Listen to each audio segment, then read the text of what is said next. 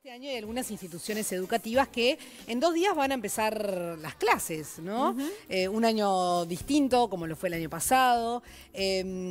Básicamente nos agarra un poco más preparados que el 2020 frente a esta situación pandemia, pero todavía hay una cantidad de incertidumbres justamente con el tema de la presencialidad y cómo va a ser, digamos, este año lectivo para las instituciones. Y eso solo lo relacionado a la pandemia, como bien está diciendo, ¿no? Sabemos que en cualquier época la educación es algo que tiene sus conflictos sindicales, técnicos, edilicios, políticos. Pero si alguien sabe de esto y pone cara, porque obviamente cada cosa que yo digo tiene que ver con un caos que en algún momento tuvo él, ¿no? Es nuestro invitado, el maestro, exdirector de Educación y ahora director del Badera, Juan Pablo Mir. Bienvenido, gracias por estos minutos y por estar en Vespertina. Gracias por la invitación, gracias por la invitación. Mira, para aflojar el tema, vamos a arrancar, vas a tener que poner nota. Ahí va. No. Sí. Bueno, sote o muy bueno a estos 3 alumnos y por supuesto también un juicio, ¿no? Como aquello de puede y debe mejorar más. Perfecto. O Recos que anda muy bien. Claro, ahí está. Yo para no ir, digo. No, Viste que el maestro siempre te pegaba por la duda, para que aprendas. No, pero para que aprendas, para que mejores. No, los maestros no pegan. Bueno, dale. Bueno, ¿quién arranca? Daro, vos, la dinámica. Los sindicatos docentes de cara al 2021. ¿Qué nota? Está empezando. ¿Cómo voy a poner la nota antes de empezar el año? Entonces, los sindicatos docentes durante el 2020. Bien. Sí. Fueron parte de la solución y fueron parte del espacio de trabajo y tienen un año por delante muy complicado, pero bien.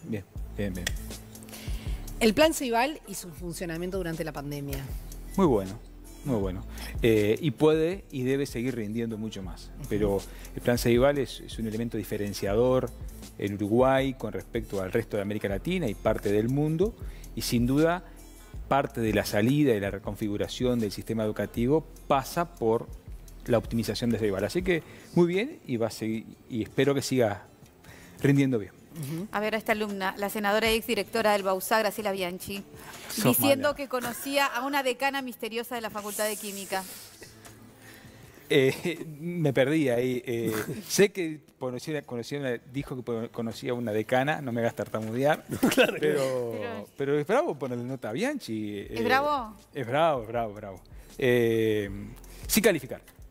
¿Sin calificar? ¿Existe eso? ¿Nunca Claro, me pasó? existe, ¿Nunca me claro. pasó? ¿Nunca te pasó? No, sin calificar, sobre el tema, yo no califico. Sí. Es un tema privado de la directora, de la senadora. No, pero perdón, cuando en la escuela o en el liceo te ponían sin calificar, ¿era porque era...? No, discúlpeme, pero ahí para eso existe el regular o el URO. Sin calificar es, por ejemplo, cuando un niño no asiste durante un bimestre, entonces no tenés indicadores de rendimiento, y pones sin calificar. Pero si alguien asiste, es Graciela Bianchi, está siempre presente. Bueno, pero sobre la afirmación que usted dijo, señorita... Pero vieron que era bueno Soti, muy bueno, se hizo el loco. El invitado se hizo el loco. No, lo que él dijo fue que no tiene parámetros para medir semejante. Claro. Bueno, muy usted bien. pregunta y yo contesto lo que puedo. No, esa es mesa de exámenes. No me voy a tirar a una piscina. Vamos a arrancar con el 2021 y lo que salió, ¿no? en las últimas horas. Bien. De alguna manera esta disolución elegante, que es una frase que se usó, no sé cómo afrontan esto, cómo es su 2021 en este caso. ¿Hay una disolución elegante? ¿Se está disolviendo el 2021? No. DUI 21 está encontrando lógicas dificultades de funcionamiento, fruto de que parte del equipo primigenio, fundador, impulsor, ha pasado a ocupar cargos en el gobierno. Después también, fruto que también todos quienes integramos DUI 21 somos personas que tenemos alta carga horaria de trabajo, de decenas de horas semanales. Entonces se vuelve difícil en este país donde uno utiliza el espacio de trabajo social más allá del trabajo, combinando con el trabajo familiar, con el trabajo formal, y se ha hecho complejo. Entonces, pero de ninguna manera estamos apuntando a una disolución. Más allá de eso, estamos tratando de reconstruir una agenda de cara a este tiempo tan complicado. Pero ¿ustedes han sentido que no han escuchado, digamos, las recomendaciones que tenían o la opinión sobre la educación que ustedes tenían? Nosotros hicimos el libro blanco, que salió en el 2019. Hicimos una convocatoria social para generar un espacio de encuentro entre los partidos políticos, que tuvo más de 40.000 personas que lo apoyaron por firma digital. Nosotros creemos que cuando nos juntamos con el presidente, con el ministro y con el presidente de la ANEP para plantear los temas de la presencialidad, en lo personal creo ahí hablo personal, creo que fuimos escuchados porque parte de esos temas aparecen en esta hoja de ruta de presencialidad clase. Lo dijiste en algún lugar vos, ¿no? Sí. Lo dijiste en algún lugar, que pila sí. de ideas que habían salido de 21. O, no, de varios. Bueno, que estaban de varios. alineadas. Estamos alineados. Entonces yo creo que nosotros intentamos, como parte de DUI, sacar del contexto político, no ponerle nota a nadie, ni a los sindicatos. No somos quien para ponerle nota ni al gobierno, ni a los sindicatos, ni a nadie. Somos una organización civil más que se encuentra ante el desafío de decir, bueno, los motivos que dieron para que saliéramos, ¿siguen existiendo? Sí. ¿Vale la pena que existamos? En lo personal, y gran parte de DUI cree que sí. Y por eso tenemos asamblea el 11 de marzo, asamblea de socios, porque es una asociación civil, memoria y balance, con todos los requisitos del Ministerio de Educación y Cultura, y apostamos a seguir con una nueva agenda. Está como, EDUI 21 está como un proceso de cambio, digamos, de reposicionamiento. Sin duda.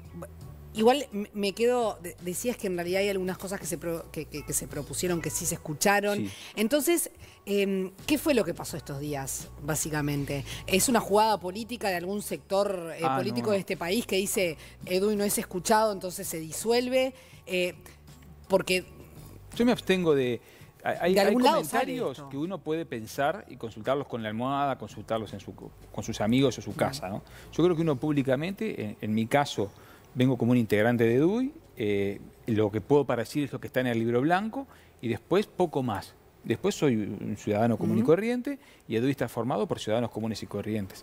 Pero después esas hipótesis que tú planteas los dejo para la imaginación de cada uno.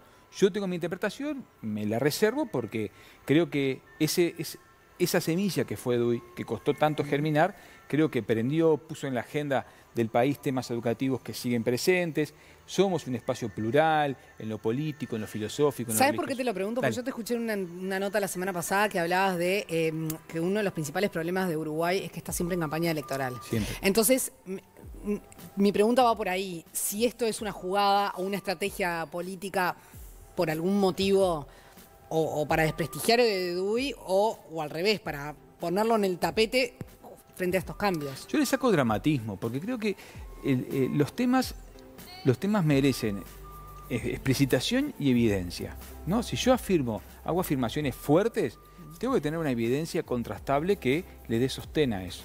Entonces, en Uruguay somos una sociedad pequeña, somos una sociedad que a veces muy civilizada políticamente, que podemos sentarnos en una mesa y conversar personas de todos los actores, de todos los partidos políticos, entonces de todas las filosofías. Yo creo que eso hay que mantenerlo y no tenerle miedo a estas discusiones y ver qué pasa el día siguiente. Yo no armo hipótesis sobre si en realidad creo que no. Creo que en Uruguay hay veces que, como en cualquier país, hay temas que que explotan, que se dicen y bueno, después bajan. Mi intención es ir a los argumentos, ir a las ideas y la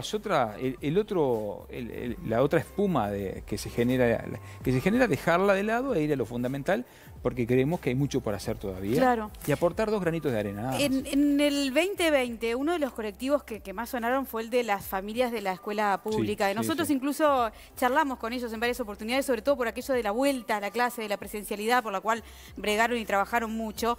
¿Cómo viste la incidencia de este colectivo? Fantástico, y si fantástico. es que suma, digamos, a lo educativo. Es fantástico, fantástico. Es la primera vez en la historia moderna del Uruguay, desde que se formó el sistema bareliano en 1867, que un colectivo de familias se organiza para hacer presente una voz X sobre un tema determinado. Creo que en política educativa se llama el tema poner más sillas en la mesa. Creo que agregó una silla que no eran 4 personas, no, eran un colectivo de familias, que no quita que haya otros actores, que haya otros. Pero siempre al tradicional docente, gobierno, se sumaron las familias. Ojalá esto germine y sea un aporte, y creo que fue nosotros hemos tenido un par de reuniones y alguna actividad dentro del marco del Instituto de Derechos Humanos. Creemos que los desafíos del sistema educativo, que son gigantescos, por ejemplo, la inclusión de niños con discapacidad, por ejemplo, la mejora de la calidad educativa. Tenemos un sistema muy segmentado. Dime de dónde vienes y te diré cuál es tu trayectoria educativa, se podría decir, en Uruguay. Uruguay es el país que tiene, de América, mayor diferencia de aprendizajes entre los sectores medios y los sectores excluidos. Entonces, se puede casi predecir el desarrollo educativo de un niño de acuerdo a dónde nace. Y eso no lo logramos. En 35 años de democracia no lo logramos revertir. Apenas algunos cambios menores en el área de secundaria, primaria. ¿Y a qué responde eso? Porque siempre se hace referencia a, bueno, hay que tener un caudal de dinero más grande para que todos cobren lo que tienen que cobrar. Estábamos hablando de que se ha de aumentar los locales para que haya más presencialidad en algo especial, pero se le debe ahora a auxiliares en los liceos que están hoy. Exacto. No en los locales nuevos, en los liceos que ya hoy están. FENAPES denuncia 50.000 horas de docentes menos. Que no sé si serán en los hechos así, pero se denuncian un montón de horas menos en docentes y más auxiliares para esto. ¿Cómo ves? Estamos a 2 semanas de arrancar las clases. Sí. ¿Cómo ves EDUI 21? Lo voy a sacar de tu persona. No, ahí va. Bueno, ahí va. Porque Bueno. por EDUI no, porque EDUI puede hablar por el libro blanco. Está bien, te llevo a Y lo vos que dice. entonces. ¿Cómo ves vos esto? Este Mira. arranque de clases. Yo creo que es un desafío gigantesco. Todo arranque de clases es un desafío gigantesco. Lo que sí como EDUI dejamos claro es que este sistema, por ejemplo, de elección de horas en secundaria y UTU, es un sistema kafkiano. No sé si ustedes recuerdan el proceso de Kafka, cuando se despierta y no sabe cómo está y toda la historia del protagonista, puede dar recorrer vuelta bueno, es kafkiano, ¿no? Tener que elegir todo en el país con la demografía más aburrida del mundo, que ya sabemos los adolescentes que va a haber en el 2027. Pues ya sabemos, la cantidad de niños de 12 años que va a haber en el 2027 ya la sabemos. Puede variar más o menos 2.000, 3.000 de acuerdo a la inmigración, que tampoco van a ser oleadas inmigratorias de decenas de miles. Entonces, ¿cómo nosotros como país no podemos planificar la cantidad de metros cuadrados por niño y joven de acá al 2027? No lo sé. O sea, lo sé, lo pienso, pero creo que es un error, porque sí, siempre a golpe del balde, perdón la expresión un poco académica, No, está bien. y tiene que ver también con el lugar en que Uruguay le da la infancia. Yo creo que va por ahí el tema.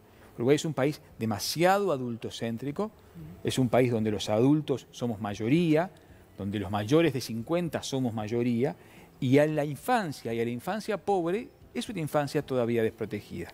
Se ve, por ejemplo, en la Ahora, ¿no es un país también que habla mucho de educación y no hace nada? Porque está todo bien, yo Sí. entiendo lo que vos decís, Sí, pero sí, realmente hace...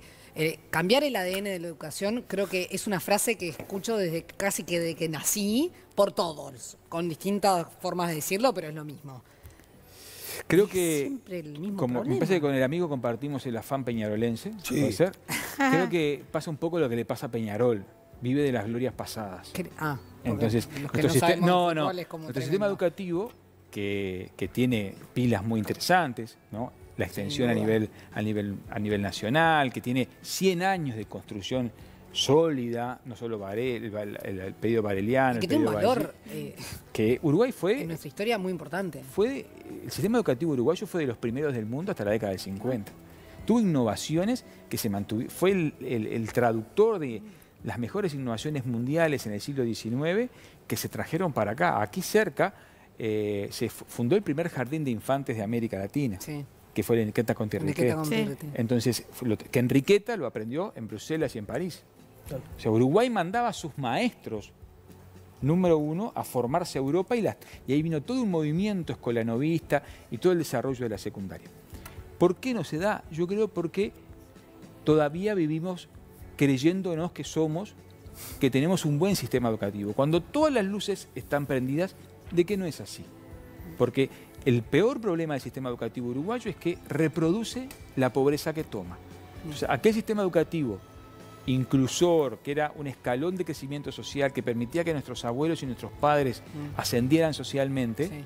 hoy eso es parte del mito. Sin Hoy duda. tenemos decenas de miles de jóvenes analfabetos. Es decir, a las cárceles. Hablemos con cualquier persona que trabaja en cárcel y se sabe que la mayoría de la población carcelaria no terminó secundaria básica, no terminó primaria y son analfabetos De funcionales. hecho, se habla que tienen hasta un vocabulario paralelo que a veces cuesta a los profesionales entenderlo, ¿no? Muchos Claro. abogados nos dicen, nos cuesta entender de cómo están hablando, porque generalmente no han tenido una formación. Exacto. Pero pará, de esto estábamos hablando Dale. también antes del libro blanco. Claro, Que Edu sí. 21 lo pone, ¿no? Sí, Bueno, y ahora sí, hay sí. muchos que hicieron ese libro blanco, que integraban Edu 21 y que están en el gobierno. Ujú. ¿Están conformes con el trabajo que están haciendo ellos? ¿Están logrando aplicar ese libro blanco? ¿Está cambiando? Vuelvo a lo que te planteaba hoy. Yo creo que a EDUI no le corresponde, así como no le corresponde discutir con los sindicatos, no le corresponde ponerle nota al gobierno. No es como el GACH de la educación, No, digamos. Pero no, Claro. no digo poner nota, digo Juan Pedro Mir con sus compañeros o con las personas que elaboró ese libro también. Me imagino que... Mirá, ¿no? voy a dar absolutamente a título personal. Yo creo que hay dos documentos que a uno le permiten ser optimista. Uno de ellos es el presupuesto. Claro. No en cantidad de dinero asignado, sino en la reforma educativa que integra la organización de la ANEP que se ve en el presupuesto, donde coloca las unidades, porque la ANEP es el monstruo más grande de Uruguay, es el ente más grande de Uruguay. Por las puertas de la ANEP entran todos los días 1 millón de personas y salen 1 millón de personas. Tenés 60.000 funcionarios, tenés el presupuesto más grande de cualquier renglón presupuestal. Entonces, la administración de la ANEP es como administrar 4 departamentos. Entonces, la reestructura de la ANEP es un desafío muy importante como la estructura universitaria, ¿no? Y el presupuesto, elaborado de la mano sobre todo de una pluma muy potente como es la de Adriana Aristimuño, la doctora Aristimuño, creó una reestructura de la ANEP. Entonces uno ve ahí señales. El desafío político es que eso se convierta en política educativa, vinculándose y negociando con los sindicatos. Ninguna reforma se hace en contra de los sindicatos.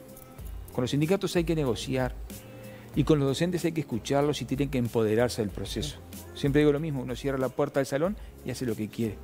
Entonces, no es como la televisión que se está viendo el gerente en este momento. No, está viendo nadie. Claro, y la eliminación de los Estás ahí adentro y no te Estás ahí ve adentro. nadie. Entonces, creo que hay que empoderar a los docentes, hay que legitimar y hacer que la sociedad valore, como lo ha valorado en pandemia, el rol de las directoras, de las maestras, de ¿Y los la eliminación de profesores. los consejeros ahora? Eso para mí fue un error. Es un error, ¿no? Para Va mí. un poco a contrapelo de lo que estamos hablando, ¿no? Claro, Digo, para mí es un error, fue un error. Fue un ¿Sí? error. Sí, fue un error.